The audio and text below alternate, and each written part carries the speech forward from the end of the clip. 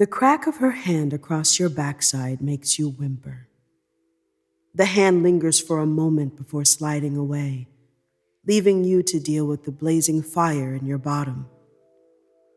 All is quiet in the airy loft, except for the sounds of your soft cries, her occasional talking, and the soft, slow thump of a subdued beat filtering through her sound system. She leans over you, caging your body with hers, and meets your watery eyes. You sniffle, looking up at her, silently imploring her to be kinder. But you know it won't work. You don't want it to. She tucks a fallen curl behind your ear before disappearing from your sight again. Her duvet smells just like her, fresh and clean, with a hint of citrus, and you resist the temptation to bury your face in it. She chastises you again, repeating the directive that she'd given weeks ago. Always notify her when you're working late, so she can ensure you've arrived home safely. You'd forgotten last night, and now you're paying the price for it. She doesn't raise her voice. In all your time of knowing her, she never has, and you can't imagine her ever doing it. The simple fact is that she's never needed to. Another strike forces you to grip the thick fabric beneath you. The words are familiar. How you should have called or texted. What can happen late at night in the city. How irresponsible the behavior was. Then, the words slide sideways into that tone you know so well. How foolish and naive will you continue to be? She knows you aren't the brightest, but surely you must have some common sense. Her voice is thick with mockery, and when she leans over you again, you tuck your chin toward your chest. In a whisper, you ask her not to be mean. It's a fruitless plea. You can tell by the coolness in her eyes. Is she being mean? She's merely commenting on the truth. You stare up at her through wet lashes. Longing for comfort washes over you, and you're about to reach for her when she stands again. From behind you, the direction comes for you to turn around. Slipping from the bed, you land on your knees and shift in her direction, folding your hands in your lap. You try not to put too much pressure on your burning behind. She's standing with her arms crossed, face placid. You've hardly paid the price for your infraction. Do you really think you've earned sympathy? You sniffle again and nod. Sure, you made a mistake, but you're good most other times. She seems unconvinced, her expression turning skeptical. Concerned, you crawl forward on your knees a little. She must know that you're good other times, right? She shrugs a shoulder, stepping back. Perhaps you are, but today is today, and she is not happy today. You scoot forward once more, and again, she steps backward. A soft whine escapes the back of your throat, and you reach out with a hand, wanting her to return. She cocks her head to the side, her curtain of long, dark hair shifting with the motion. You're not this weak, are you? The rhetorical question stings, making you physically wince. You lower your head, even as you whisper that, yes, you are. She sighs, as if she's been inconvenienced by slow technology. And you want her to make it better. It's not a question, but rather a statement. One that you agree with wholeheartedly. You nod, hugging your torso with your arms. You peek up at her from the floor, hoping she takes pity on your misery. She's looking away from you, hand on her chin, contemplating something. Then she holds up a finger and tells you not to move. But when she walks in the direction of the door, you shuffle after her on your knees. The reprimand that follows is sharp, her tone severe as she scolds. You scamper to get back in place as you're told. She approaches, her heels clicking across the poured concrete floors, and crouches to get in your face. If you want her to be nice, you need to make it easy to be nice. You try to whisper that you don't want her to be mad at you anymore, but she shakes her head, cutting you off. If that is what you want, then you need to stop being bad. The simple word is so juvenile in its form that it transports you back to being 5. You nod hard, shrinking away from her. You promise you won't be bad anymore. She rises and leaves you there without another word. You swipe at the falling tears on your face, resisting the urge to call after her. It feels like forever until she finally comes back. This time, she's changed into something homier. Black, wide-legged cotton pants, and a simple unlabeled black t-shirt. Her hair is now up in a bun, secured behind her head. The socks on her feet mute her steps as she comes to stand in front of you. You hold your breath, waiting for the verdict. She stares down her nose at you for a long while, making you uncomfortable. You fidget a bit until she murmurs the instruction to stop squirming. It makes you go utterly still. You feel her softening, her change in appearance being the first indicator, and you don't want to mess that up. But as more seconds pass by, your hope starts to diminish. Until she holds out a hand.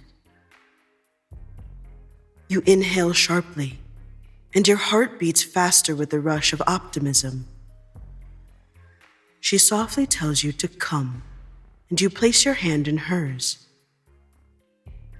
She helps you off the floor, steadying you as you stand. Pulling you in front of her, she pushes you toward the ensuite bathroom. Upon entering, your attention is immediately drawn to the mountain of bubbles in the corner bathtub. You spin to her in surprise, ready to ask if it's really for you. But her hand covers your mouth before you can get a sound out. She gives the calm command to undress and enter the water while she grabs something. You comply promptly, shirking your button-down blouse, dress pants, and underthings. However, before you enter the tub, you pause in front of the large vanity mirror and inspect your bottom.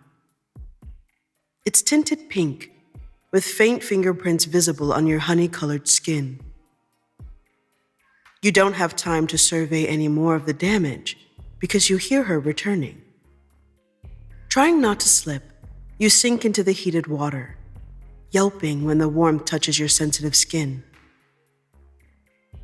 She appears a moment later, carrying a small tray of sushi and sashimi. Balancing it carefully, She pulls up the hidden board on the side of the tub. She positions it in front of you and places the tray down. You breathe out a "thank you," still shifting under the water. A sly smirk appears on her face as she spots your restlessness, but she mentions nothing about it. Do you want her to feed you? She asks the question while bringing up a small footstool to sit on. You shake your head.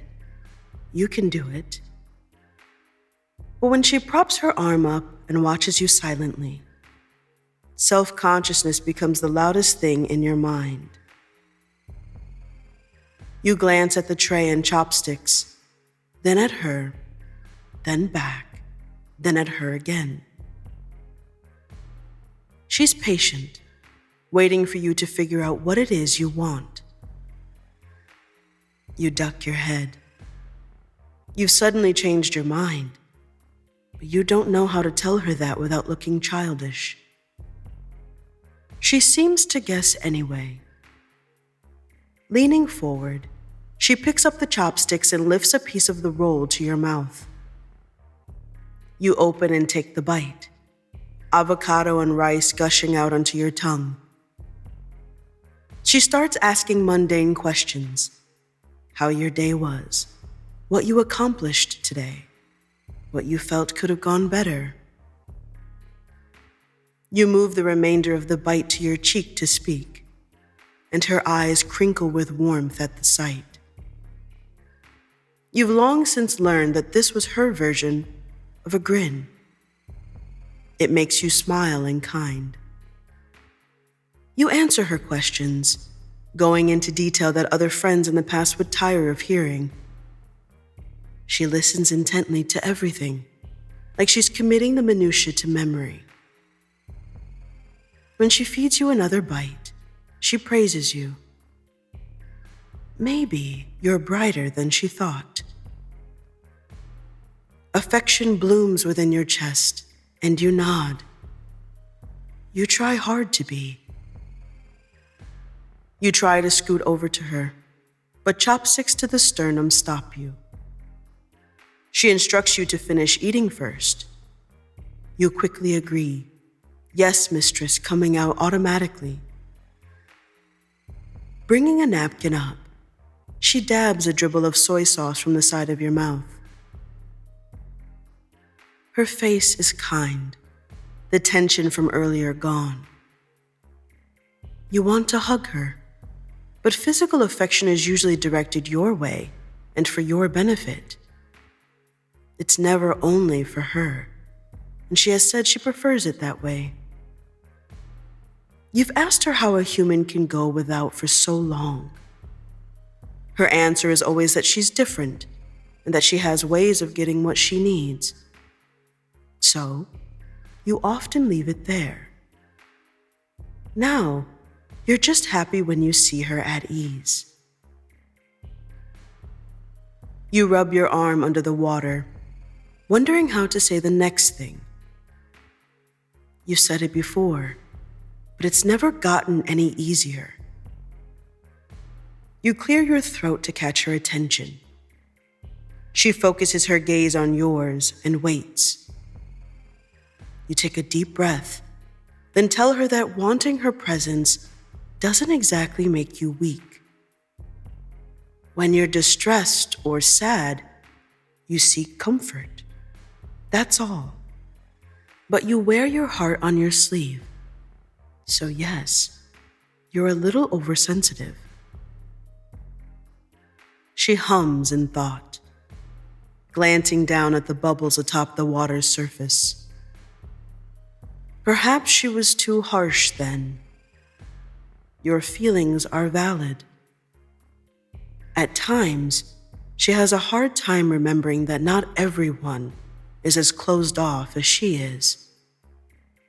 You shrug your shoulders. You remind her that just because she's harsh sometimes doesn't make her a monster or less wanted. A corner of her mouth twitches, and you smile again. Then she lifts a knuckle to your face, caressing your cheek. Her reprimand stands, however. You are not to work late without keeping in communication. The next time you do it, she will guarantee that you don't sit comfortably for a week. When she asks if she's clear, you say crystal, and that settles the true matter. It's the trauma tango, her clever name for what the two of you have built, a way to address the demons of the past and those that still plague you both. You were both raised with expectations of meeting impossible standards due to your respective cultures. All you heard your entire life was, you have to work twice as hard to get half as far. However, it bred different issues. She cares little for others' emotions, while you care too much. Society is not kind to either extreme, forcing you both to conform daily. But with each other, alone, you can drop pretenses. You can cling, she can detach, and then you swap to ease the sting. You give her ample space, and she generously gives you affection. Apologies not offered in your younger years are now given freely, assuaging old wounds. Masterfully, she plays out your deepest emotional fantasies of someone's perception of you changing in real time. In turn, you allow her to express her reflexive negative thoughts to your sensitivity, indulging her innate bitterness. Then you remind her that she's still worth softness despite it. It's a purification for two misunderstood souls. One you almost missed.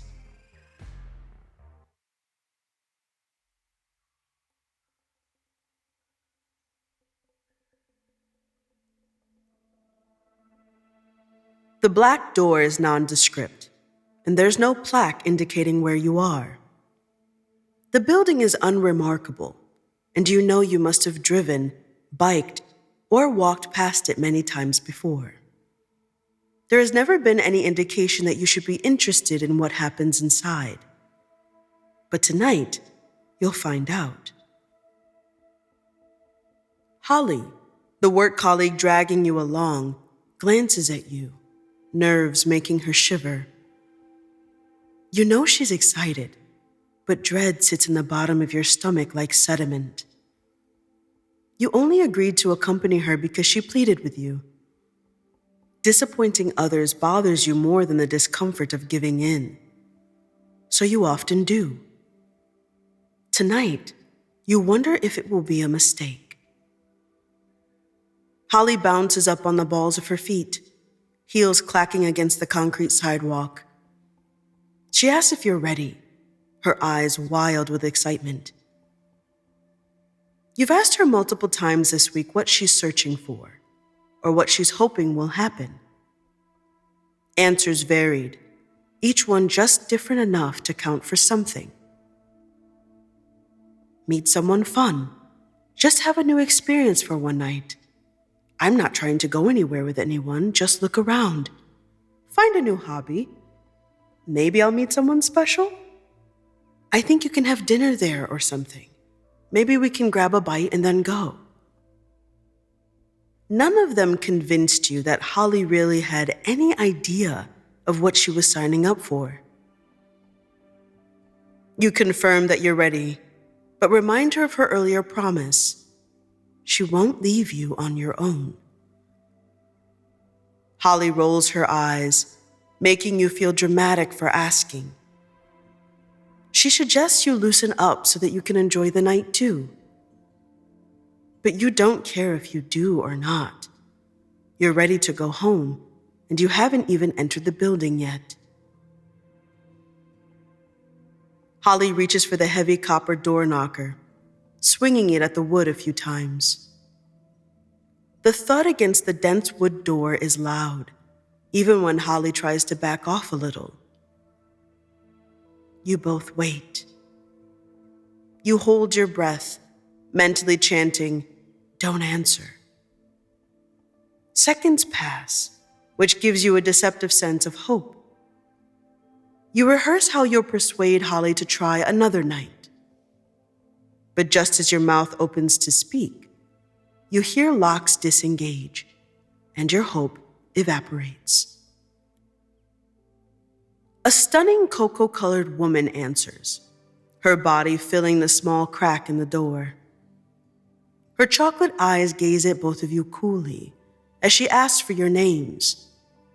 Holly says her full name and yours, her voice pitching up as if she's unsure that you'll get in.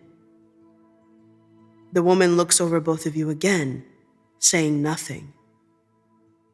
Then her eyes glance to the clouds above, seeing the darkness rolling in. She sighs and steps aside, a slender hand waving you in. As you pass the threshold gingerly into a small vestibule, you smell a sort of spiced vanilla scent. It's not overly sweet, but it's enough to put someone at ease. Not you, but someone. You both stop awkwardly in front of the woman, waiting as she closes the door. When she turns, her eyes are narrowed. Why are you both here? The question startles you, and you turn to Holly immediately, looking for her to answer. Holly frowns, saying that she emailed the club and received confirmation. The woman nods. She's aware, but she can tell you to have never stepped foot inside another play club. Ever. You silently question why that would be an issue, until she reminds Holly what she wrote, that you both had been to one before. There was a very specific question about that for a reason. Holly stutters her way through an explanation. She was concerned that they wouldn't allow you to attend. Before the woman can respond, another comes up, calling her name, Yara. The newer woman has perfectly straight, deep chestnut hair, with bangs cut at a near flawless 90-degree angle, and dramatic cat eye makeup. She regards you both as she whispers to the woman.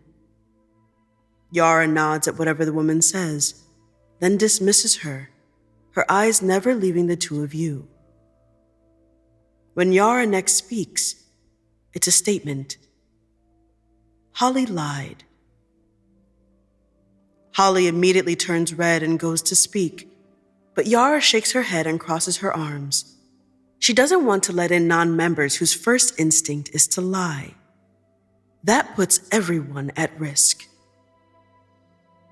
Holly interjects, desperation threaded in her voice, apologizing and explaining how fiercely she wanted to come.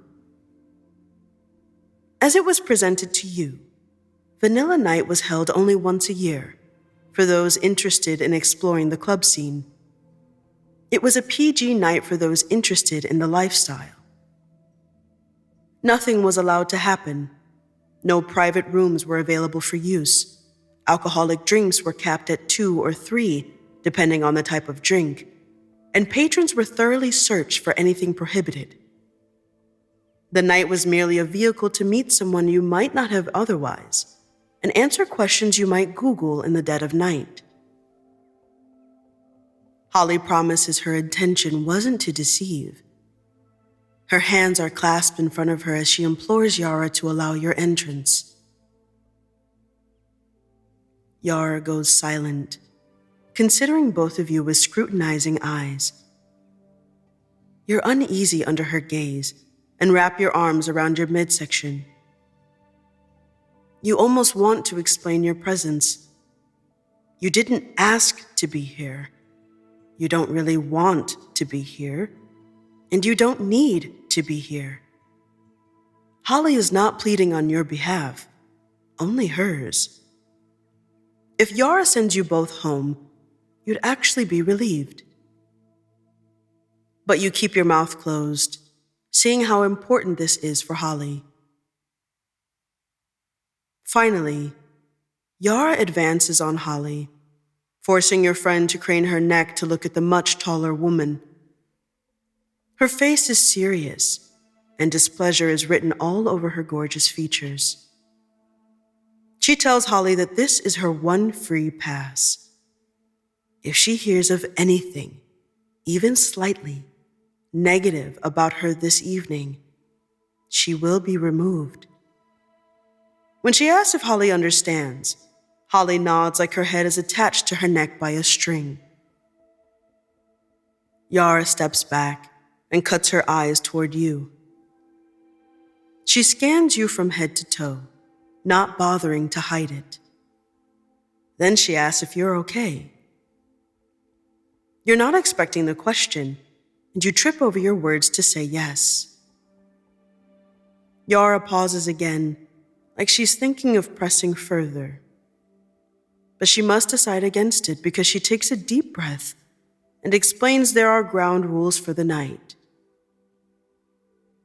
What she next outlines is much of what you've already read from the information Holly sent. She warns Holly again, advising her to behave well. Then she stops blocking an ornate purple door and pulls it open, holding it open for you two to pass through. What greets you on the other side is best described as an assault on your senses. Violet atmospheric lights bathe the club, haloing various decorations and booths. Bars of amethyst stripe across the ceiling, their glow faint enough to keep the club shrouded in semi-darkness. Spotlights of warm white light hang above various black, circular leather booths that are tucked into corners. The spiced scent is stronger inside, but still pleasant. The music is at a tasteful volume, not overtaking the space, but loud enough to be felt underneath everything. Everything is contemporary, yet restrained enough to transmit a clear intent. This is not a regular club, and it makes you feel like you've been thrown into the deep end of something you know nothing about. Holly is absorbing everything, as you are. Her eyes are bugging out of her head, and you'd laugh if you didn't think your expression was similar. A large man steps up to greet you, and from the earpiece in his ear, you surmise he's security. He asks if he has permission to conduct a brief search of your person and belongings. You consent, shrugging off your long coat and handing it over. He dips his hand into each pocket, then feels for anything in the lining of the coat. Once he's satisfied, he passes the coat to a smaller woman you didn't see before. She smiles and informs you that she'll take your coat to the coat closet, handing you a small metal circle with a number engraved on it. The man does the same with Holly's coat. Holly had suggested not taking a purse, and you're happy you hadn't. It's one less thing to worry about for the evening. You keep your phone and bank card in your pocket. Yara speaks up from behind you, suggesting you stop at the bar first for a drink. You turn to ask why, but she explains before you can ask. It's the easiest way to start the evening. Get a full view of the club and meet others. Yara says that she will remain at the front, but if either you or Holly needs anything, you may find her. Holly agrees, her shock finally wearing off. Now, her eagerness is practically palpable. She thanks Yara for the help, then grabs your hand. You give Yara a quiet thank you before you're pulled away. As you walk to the square bars stationed in the very middle of the club, you look at the large canvases of art hanging across the walls. Hyper-realistic portraits of women punctuate the other modern art, placed every several feet. The portraits aren't sexual, but they're created to make the women in them look powerful. They don't need to be explicit to convey the message. Holly leads you up to the bar counter and hops onto a stool. Her head is swiveling around, looking in every direction. You perch on the edge of the stool, looking down at the laminated menu on the bar top. Holly asks what your first impression is, and you know she's looking for a positive answer. The best you can give is something ambiguous about the place being intense. She smacks her teeth and gives you a look. You shrug, unsure what she wants you to say. Holly rolls her eyes. She wants you to loosen up and have a good time for once. You're so shut off from everyone, all the time. You're resistant to new experiences, yet you cry about being lonely. You frown and shake your head, about to contradict her. But Holly reminds you that, just last week, you were complaining about not having enough friends and no romantic partners.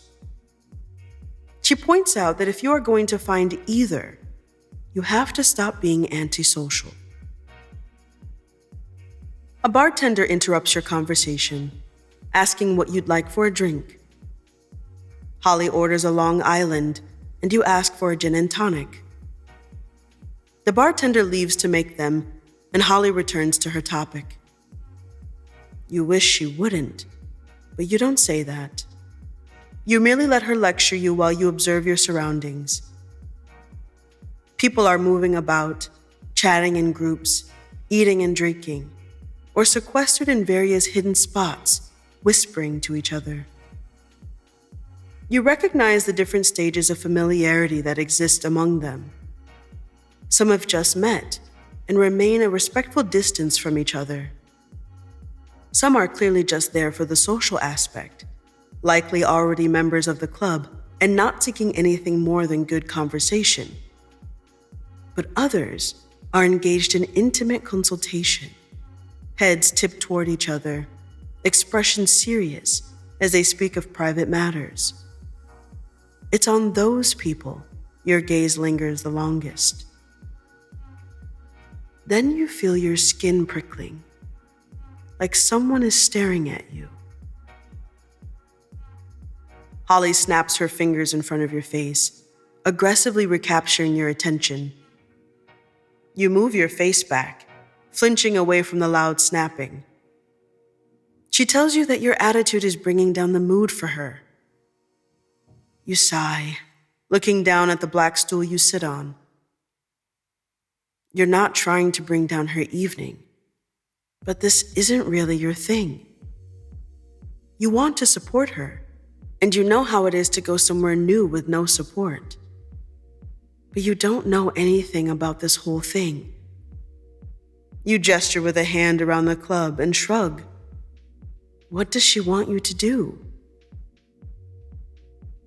Before Holly can respond, another woman slides in beside Holly and strikes up a conversation as if it's nothing. Holly blushes, but immediately engages, exchanging names. Partway through the small talk, she remembers to turn and introduce you as her friend. But she adds that you're not there for anything. You're just supporting her for the night. That seems to signal to the woman to only focus on Holly, and she gives you a perfunctory handshake and nod. Then she asks Holly another question. Holly gives you a quick wink and smile, and you return it with a small one of your own, trying to seem happy for her. The next several minutes are awkward as they carry on a private discussion. Holly never once tries to engage or include you. You can't blame her for that, though. You did tell her that you didn't want to be there. So you stare down into the clear liquid of your drink, absent-mindedly poking at the lime wedges with your straw. When you check around you, you catch the bartender looking at you with sympathy. You return to your limes, careful not to look their way again. You can't hear everything they're saying, and you're not trying to. But when the woman gets up and beckons for Holly to follow, Holly taps at you excitedly. She leans over and whispers that she'll only be gone for a few minutes. You realize she's about to leave you alone, which she said she would not do, and you try to speak up. But Holly is already a few steps away, signaling again that she'll only be a few minutes. You clench your jaw in frustration, trying not to yell at her across the burgeoning distance. You swivel back to the counter, gripping your drink harshly. The thought of leaving grows stronger. Holly wanted support, but it was clearly unnecessary. You just need to figure out how to tell her. Hunching over the counter, you aim to appear closed off for anyone thinking of approaching you now that you're unattended. It works for exactly 5 minutes. A woman, the same one with eyeliner drawn by God himself, taps on your shoulder gently. You jump anyway. Then you give her a shy smile, apologizing once you see it's staff. Her face softens, and her hand brushes your back. She asks if you're okay, to which you respond that you are. Something in her face tells you she doesn't believe that, but she doesn't say anything else about it. Instead, she points off in the distance, somewhere above the bar, and informs you that your presence is requested. You ask by whom, confusion and nervousness rising in your chest sharply. She says it's a mistress. Then, likely reading your frightened expression, she assures you that you have the right to decline. You check over your shoulder for Holly. It's long past the time she said she'd return, and annoyance joins your cocktail of emotions. The woman leans closer, lowering her voice, and adds that the mistress has watched you clutch your glass like it's a life raft in turbulent waters since you received it. She simply wants to check if you're okay. And that's just it. You're not okay. You agree to come, but say that you need to return soon in case your friend comes back. You don't want Holly to worry. She nods and says that if need be, she will alert Holly of your whereabouts. You follow her around the bar, still gripping your glass. You realize too late that you should have left it, but now you're moving through a throng of people and don't want to lose her. She leads you to a set of hidden steps behind a thin sliding door that blends in with the wall beside it. Then she waits until you're through to close it again. There's an acute change of atmosphere, as if the din of the club outside does not affect this space. Even the air feels different here. You walk up the black steps and into a secluded lounge that is a bit more homier than downstairs. As you walk with the woman, you peer over the edge. It's completely obscured from the ground floor, and so dark that it's impossible to know it exists from the regular club area. She leads you to a table near the railing, and you sit in a chair where you're able to see over the edge comfortably. She tells you that the mistress will be there shortly. You nod, tucking a flyaway wisp of hair behind your ear. You wish you'd had the presence of mind to get the woman's name, but your nerves have you spacing on basic manners. You look over the railing again, searching for Holly. You see her sitting in a booth surrounded by 2 women and 2 men. She's giggling shyly, her hand over her mouth as one of the men whispers something in her ear. The woman who'd taken her away pushes a cocktail toward her, gesturing for her to drink it. You frown, wondering if it's safe. But you remember they've checked everyone for paraphernalia. You can only hope for the best, because Holly is already drinking it. No questions asked. You're too absorbed in watching your friend to hear a person approach until they're sitting right in front of you. A throat clears, and you jerk, knocking an elbow against the heavy table. A flash of pain zips up your arm, and you grab it, looking across the tabletop. Cool, dark almond eyes meet yours. Briefly, they flicker down to your elbow, then back up. You greet the woman, raising a hand in a wave. Her hello comes in the form of asking if your elbow is okay. It is, even though you're still rubbing it. You give a small smile and reach out for a handshake, which she takes gently. She asks your name, and you give it, Esme. She remarks, with almost no emotion, that it is a beautiful name. You ask for hers in return. She gives a small shake of her head and says that you may refer to her as Mistress O. Your eyebrows rise quickly. Mistress O. You try out the title under your breath, sitting back in the spacious leather chair. You don't know what else to say to that, so you opt for silence. It was she who called you anyway. You're curious about what she'll say, so you wait restlessly for her to say something. Instead, like she has nothing but time, Mistress O appraises you in the same way a patron might inspect a painting. It feels like she's examining every physical detail and is making you uncomfortable. Finally, she turns her attention toward the club floor, and you swear her attention is on Holly and the group she's with. It's confirmed a moment later. You are dispensable to her. The words make you frown, and you ask her to repeat herself.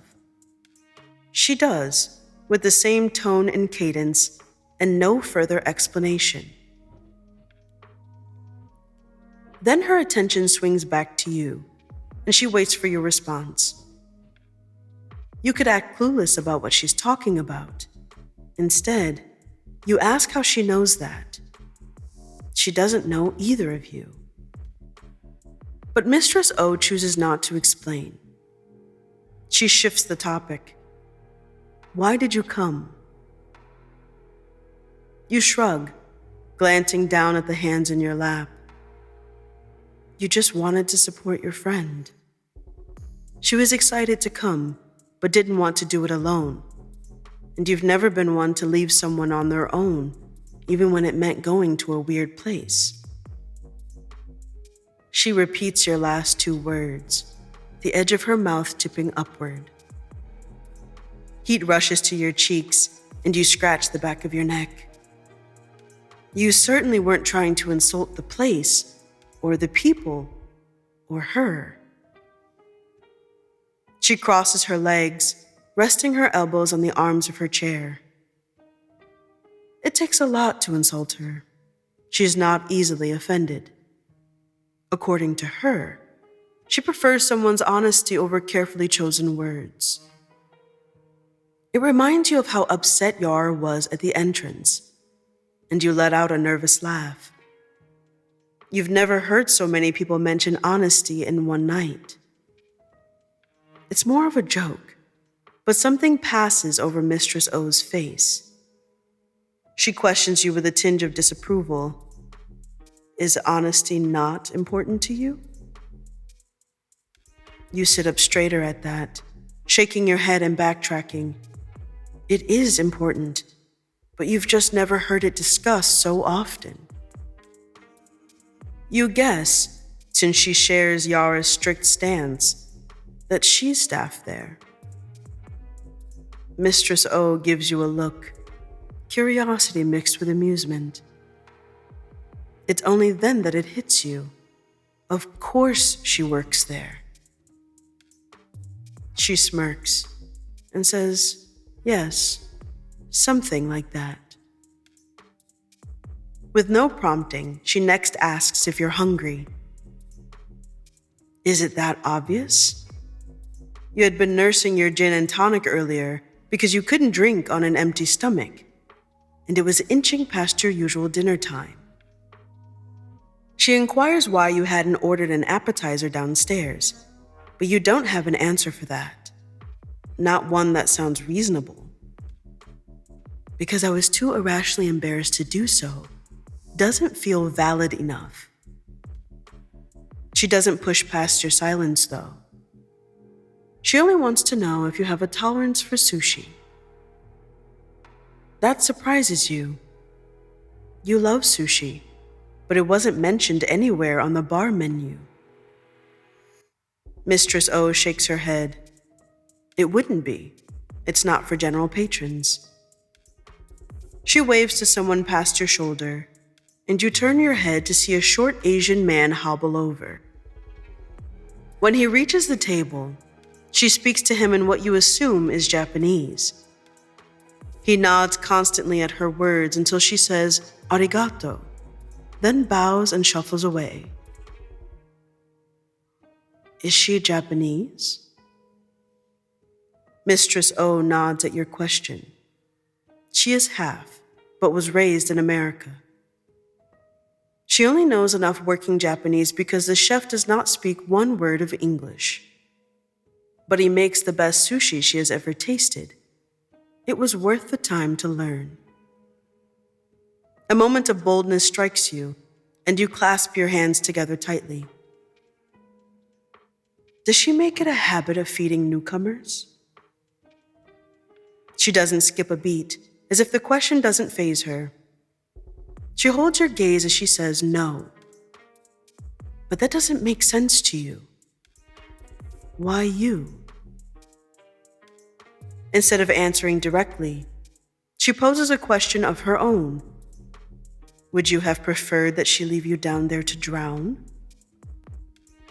You look over the railing, disconcerted. You weren't drowning, per se. But you can't come up with any other way to explain what was happening. So you decide to throw a question back at her. Since they're sticklers for honesty here, can you ask anything and get the truth? Mistress O nods. That perks you up, and your eyes widen. Does she mean that? She nods again, but holds up a hand. She will answer questions within reason. You frown. What would be unreasonable? When she mentions bank account numbers and her social security number, a laugh escapes you. Her eyes crinkle at the corners, warmth entering them for the first time. You sit back and cross your arms, playfully antagonistic, thinking of your first question. Do these nights typically attract new clientele? It's a lame first question, but you're warming up. Mistress O glances out at the crowd. The nights do work, but that's not the main goal of having them. Everyone, even the most devoted to the lifestyle, needs to touch grass and reconnect with regular people. You suppose that makes sense to you, even though you don't understand it in totality.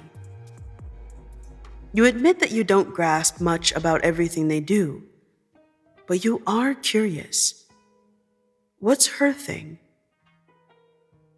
You suspect everyone has something. For some, it's whips. For others, it's leather. So, what's her thing? Her answer is automatic. Emotion. The response is unanticipated, and you stare at her in confusion. Can emotion be someone's thing? You can't see how that fits into the theme of whatever is done here. But Mistress O disagrees. Emotion can bind better than any chain, cuff, or leather. Two people can have vastly different reactions to the same experience, and that determines the relationship that is built. You think about that silently as she continues. The relationship between the dominant and the submissive, like any relationship, is built on the feelings invoked by both. Contrary to the public's perception, not everything is fun and games, and it is not merely for perverse pleasures. She personally does not use it in this manner, ever. You stop her there. If she doesn't use it for that, what purpose does it serve for her?